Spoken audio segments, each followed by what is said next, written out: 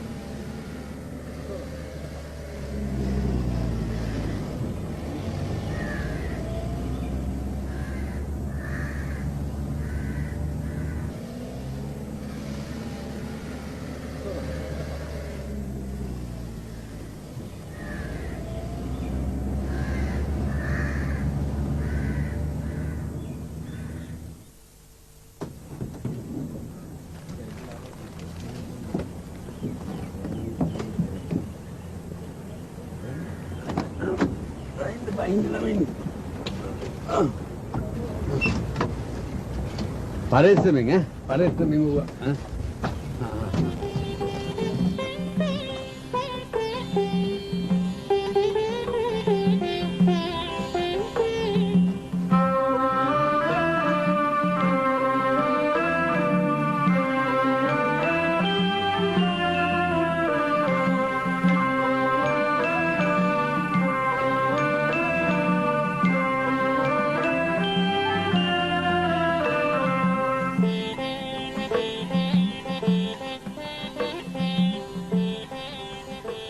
ළමයා බලන් ඉන්නේ මේ ගෙට ඇවිල්ලා මේ කුස්සියේ තියෙන දේක් බලන්න.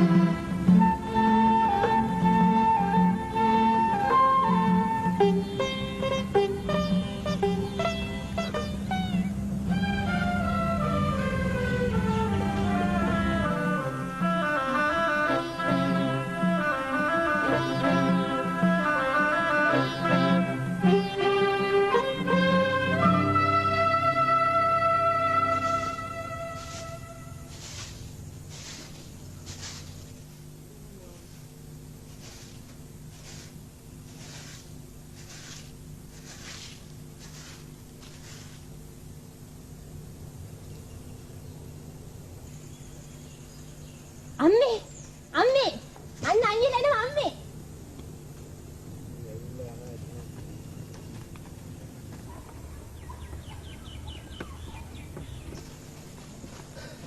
Matiද?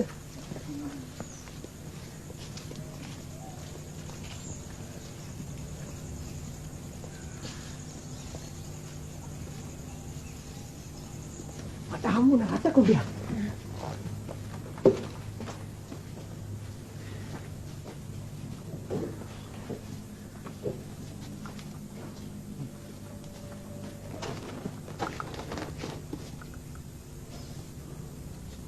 මගේ රත්තරන් පුතා අවුවට වේලිලා කළු වෙලා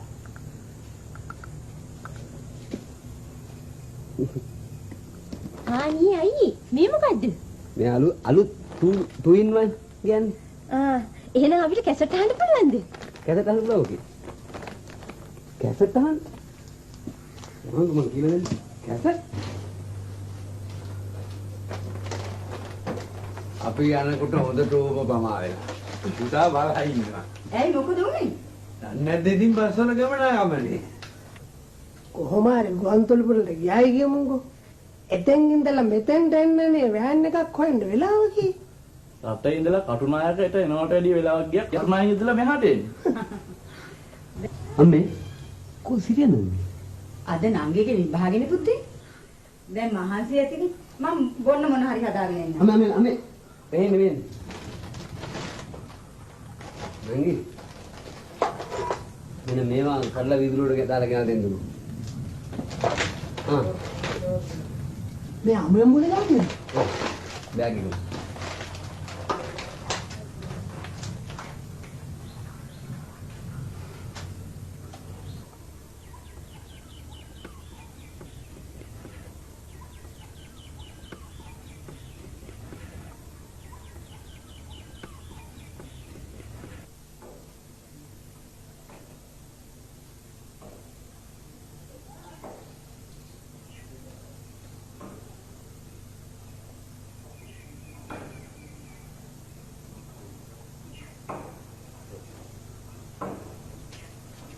කොහේ යන්නද ලෑස්ති වෙන්නේ මේ උඹ?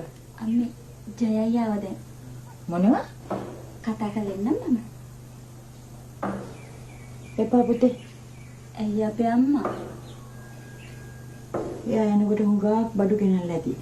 දැන් ඔබ කියහම මිනිස්සු කියයි ඒවයි කෑදරකමට ආවයි කියලා. අයියයි මට එන්න කිව්වේ. ඒ කිව්වට ඒව චාලිත්තරේ. එයා බලන්න ඔබ යන්නේ එක.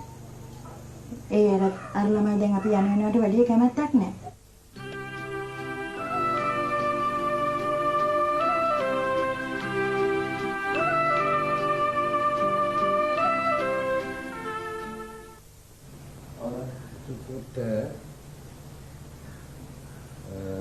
මෙන්න අම්මිට සාරියක්. ආනී ඒක හරි ලස්සනයි. ඔව්.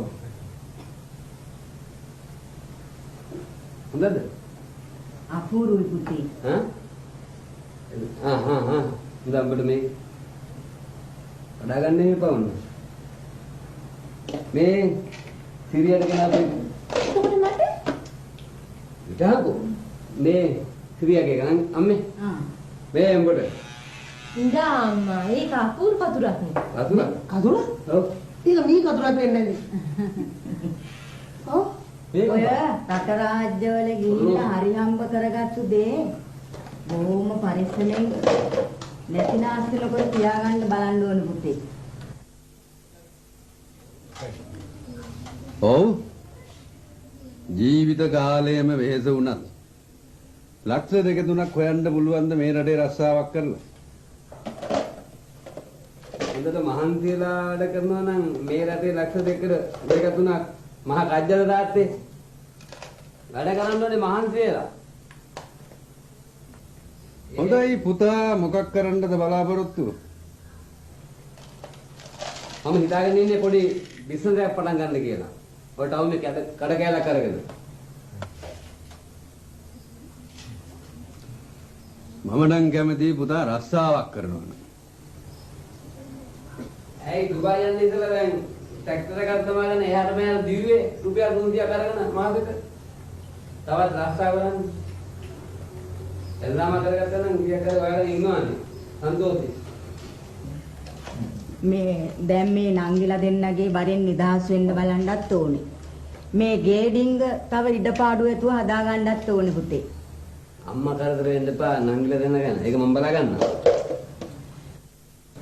අනික පුතත් තමාගේ තත්ත්වයට ගැළපෙන විදිහේ සුදුසු කටයුත්තක් කරගෙන තැන්පත් වෙන්න බලන්න ඕනේ.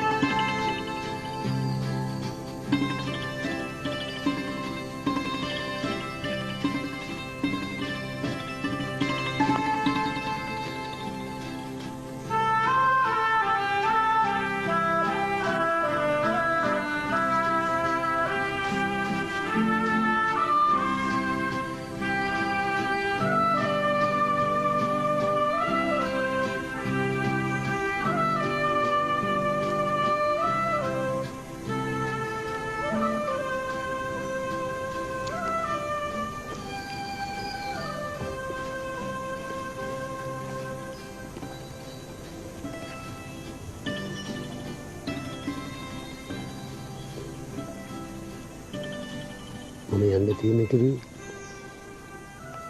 ප්‍රශ්න ගොඩක් තියෙන හින්දා නන්ද.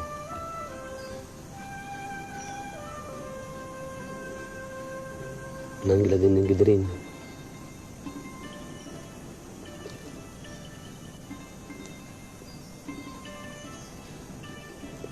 ට්‍රැක්ටරෙන් අම්බ ගන්න තුට්ටු දෙකම මම මොනවද කරන්නේ?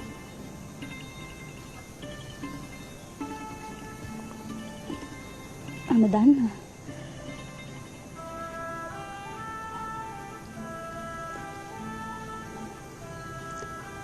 එදිනුන අවුරුදු දෙකයිනේ.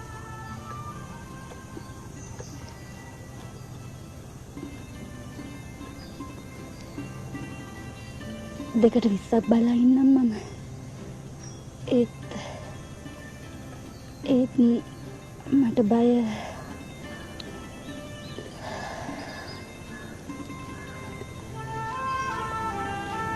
බයෙන් දෙපා නන්ද.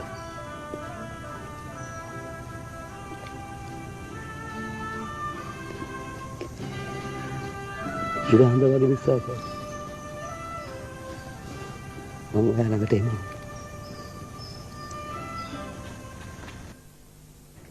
පුතා ගෙට පය ගැව්වා විතරම නේද ඊයේනේ. යමක් හිතාමතා කරන්න ඉඩ දීපල්ලකෝ. දැන් උඹලා මේ බඩු ගන්නවාද මට තේරෙන්නේ නැහැ. උඹලා මොනවද කරන්නේ? මේ අරන් හිටපල්ල මට කරනවා. කරදරයක් තිබ්බා. නේ මොකද? ඒක ඔල්ලෝදුවක් දා.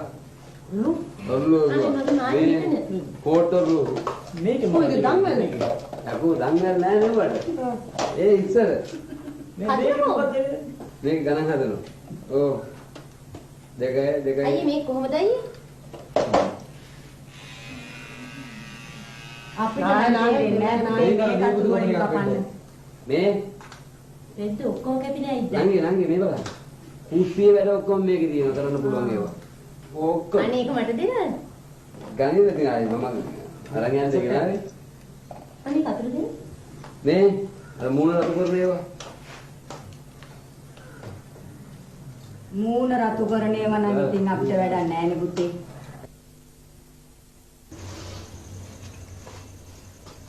ලස්සනයිද? මේකත් බලන්න. ඒක ඇඳලා එකට උඩින් තමයි මේක අඳින්නේ. මේක ලස්සනද? මම ඊට වඩා කැමති නිසා.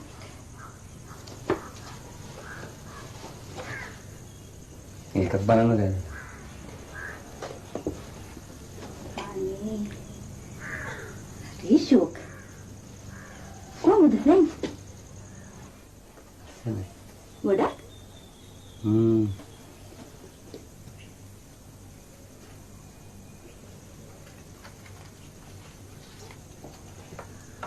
තව බඩුවක් ගෙනාවා. ඒ මොකද්ද? අනේ මේක මුගා කොටිලු ඇති නේද?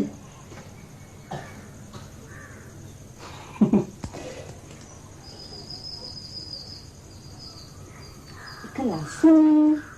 ඒක කබුරුනේ. කො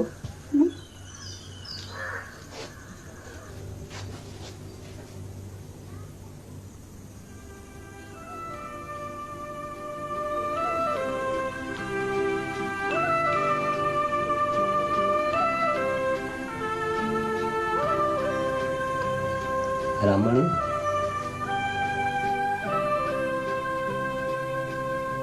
Oh my.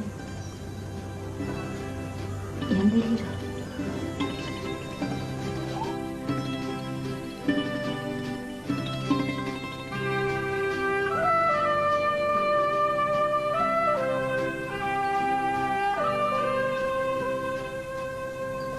ආනන්දි. පුතේ. දැන් යාවේ? දැන් නම් ජාවේ. නැන්ද අපේ ගෙදර එයි කියලා අපි බලන්න හිටියේ අයියේ. අනේ පුතේ ඊයේ එනකොට ටිකක් රෑ වුණා හේනේ ඉඳලා. ළමයෝ මේ ළමයට බොන්න මොකද ලෑස්ති කරලා දෙන්නද? ඒ බලන්නද. ඉතින් එහෙම පුළුවන් නේ. අවුරුදු ගානකට පස්සේ ආවම.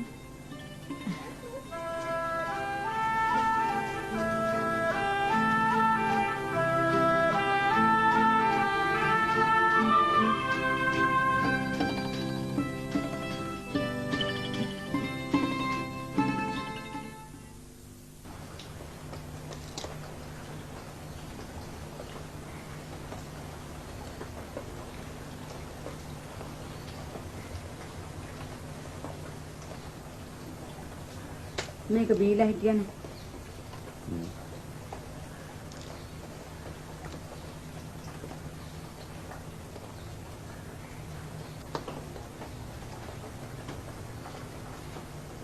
කොහොමද පුතා? නන්දලේ ගෙදර ගියාමයි ඉතින්. එක වංගියටම එපා කිව්වේ නෑ මං හිතනාක් වෙයි කියලා. මොනවා හරි ඉක්මන් කළා කෙරුවේ නැත්තම් ගෙනා තුට්ටු දෙක නැතිනාස්ති වෙයි කියලායි මට බය. අවදත් හිතාමතා වැඩ කරන ළමයානේ නිකන් නිස්කාසනේ අපි කලබල වෙන්න ඕන නෑ. අනේ මන්දා. ඉක්මන් කළා රස්සාවකටවත් යවනවනේ. අවුරුදු දෙකක් දහදුක් විඳලා ගෙදර ආවා. මට හිතක් නෑ ආමිනේ ගෙදරින් පිට කරනවා දකින්න. තව ඔය ටික දවසක් ගෙදර වුණා.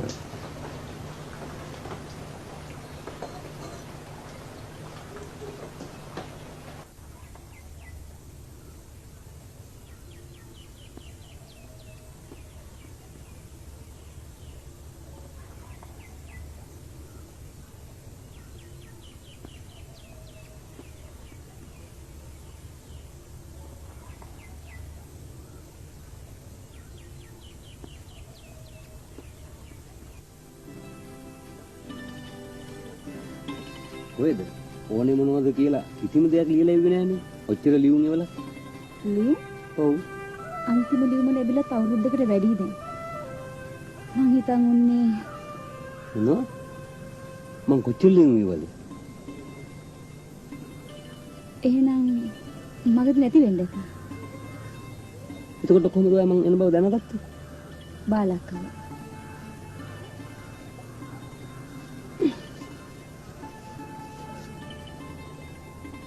මිනන්ද මම පොඩි බිස්නස් එකක් පටන් ගන්න හිතාගෙන ඉන්නවා ටවුමේ. ටවුමේ? ඔව්. ඇයි?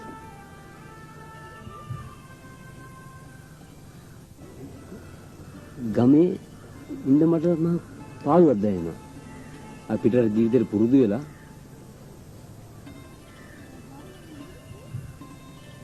ගමන ගමට කාන්තරයක් වගේ තියෙනවා. මොකු මං ආයි ගමේ ඉඳන් ටැක්ටර් එලවන්නද?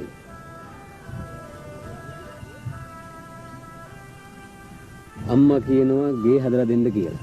හදන්න ඕනේ. නංගිලා දෙන්නව ගෙදර තියන් ඉන්නේ. අනික යන්නේ එන කෙනෙකුටවත් ගේ දෙන්න දෙන්න තියෙන්න ඉපයි.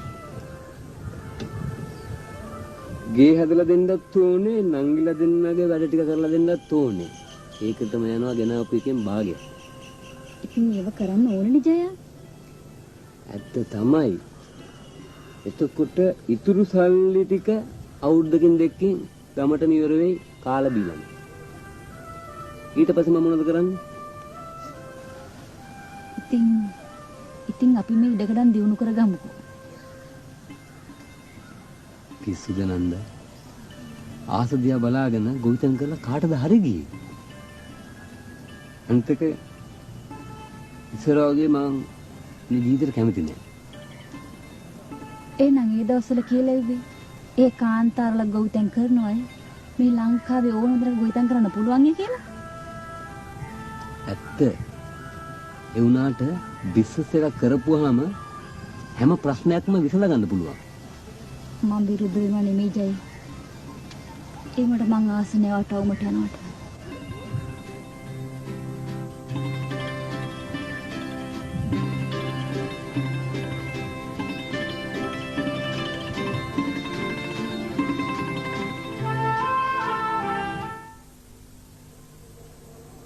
අයිබන් සර්. ආයුවන් ජයසින් ළමයා හමු වෙන්නමනේ මම හිතානේ හිටියේ. ඇයිද? ජයසින් ළමයා ඉගෙනගත්ත ඉස්කෝලේ දැන් වහලත් එක්ක කඩා වැටෙන්න දි รา පත් වෙලා තියෙන්නේ. ඉතින් අපි කොහොම හරි ඒක හදන්න අදහස් කරනවා. ජයසින්ගෙන් විශාල උදව්වක් අපි බලාපොරොත්තු වෙනවා. ඒ වහලවත් අඩුතරමින් හදාගත්තම. ඉතින් ගමේ අනෙක් හැම දෙනාගෙන සහයෝග ගන්නවා. නේද? උදව් කරන්න. ඔව් තමයි සන්තෝෂ ඇති නෙවෙයි ඉතින් මේ උදව් කරන්න. ඔව් අපි එන්න. හොඳයි.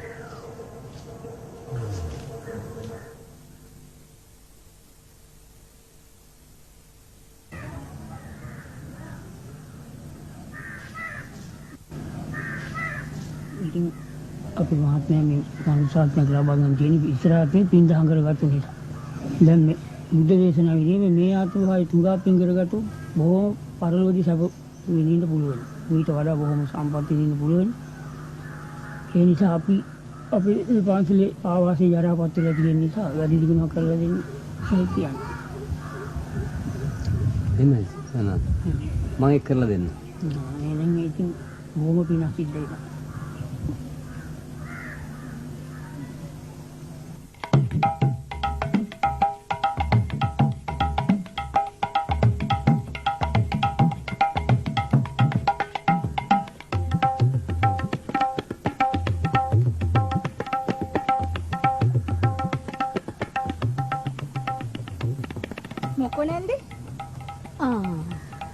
මේ සිරියාවතිනේ.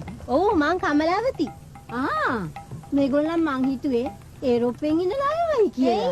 උන් අඳිනේ අපිට අඳින්න හොඳ නැද්ද? මොකද බැරි ඒ රටේ නම් බොහොම හොඳට අඳිනවලු. හෙළු ඇලිනුත් ඉන්නවයි කියන්නේ. අයියෝ.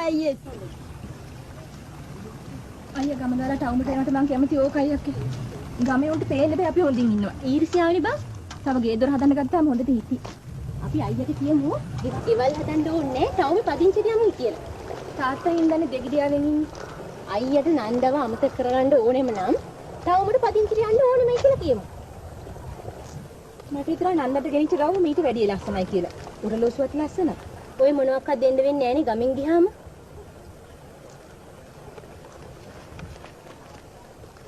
ඒ කාටකට පව් කියලාත් හිතෙනවා අක්කේ. මාමත් නැති එකේ. අනේ මේ නිකායින්දි දැන් අයියට හොඳ දෑවැද්දක් එක කටයුත්තක් කරගන්න පුළුවන්. ඉතින් බං එතකොට අපිටමනේ හොඳ.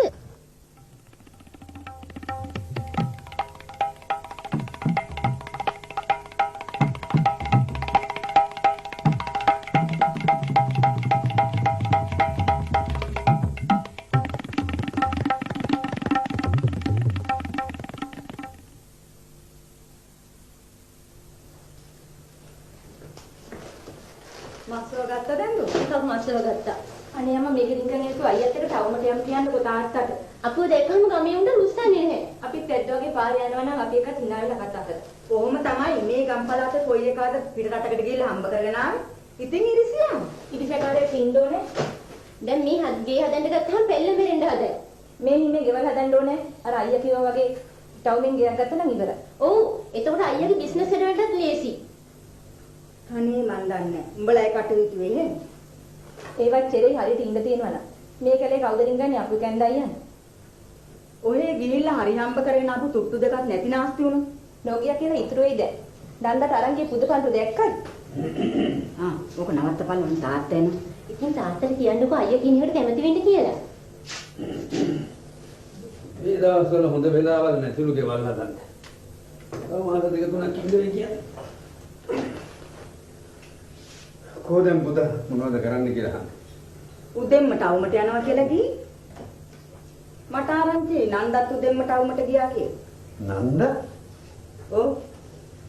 ඔය කතා කරුවේ නැද්ද පුතාට? කලබල වෙලා බෑ හාමිනේ ප්‍රශ්න විසඳන්න. ගිහලා තාත්තට බොල්ලුම් පුදිනක් දීපන්නේ.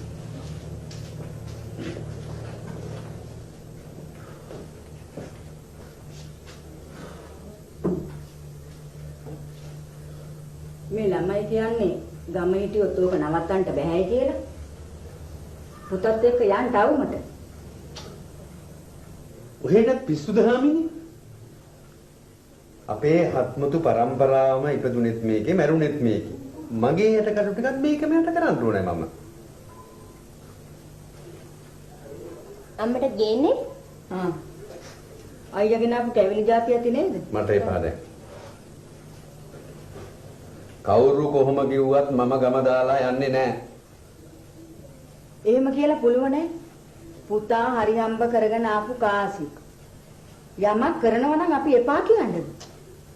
හාමිනේ පුතා කවදාවත් හිතුමතේ වැඩ කරලා තියෙනවද? නෑනේ. කරන යමක් ඒ ළමයා කල්පනා කරලා කරයි. බය වෙන්න දෙයක් නෑ.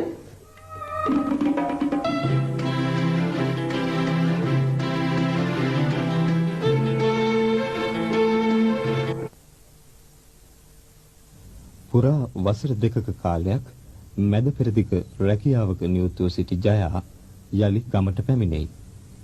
ජයාගේ මව සහ පියාත් සොහොයුරියන් වන කමලා සහ සිරියාත් තම අනාගත බලාපොරොත්තු තව තවත් දැඩි කරගන්නේ ජයා කෙරෙහි ඇති තදබල විශ්වාසය නිසායි. එහෙත් දිගු කලක පටන් ලෙන්ගතුකමකින් බැඳී සිටින ජයා සහ නන්දා යලිත් ඔවුනොවුන් වෙත සමීප වෙයි. නන්දා හා ජයා අතර ගොඩනැගෙන සම්බන්ධයට එතරම් කැමැත්තක් නොදක්වන ජයාගේ මව හා සොහොයුරියන් දෙදෙන පසුවන්නේ මහත් නොසන්සුන්තාවයකිනි. කවදත් සිතාමතා කටයුතු කිරීමට ජයා සමත් බව දන්නා පියා ජයාගේ සිතැඟි පරිදි කටයුතු කිරීමට ඔහුට ඉඩ දෙයි. අද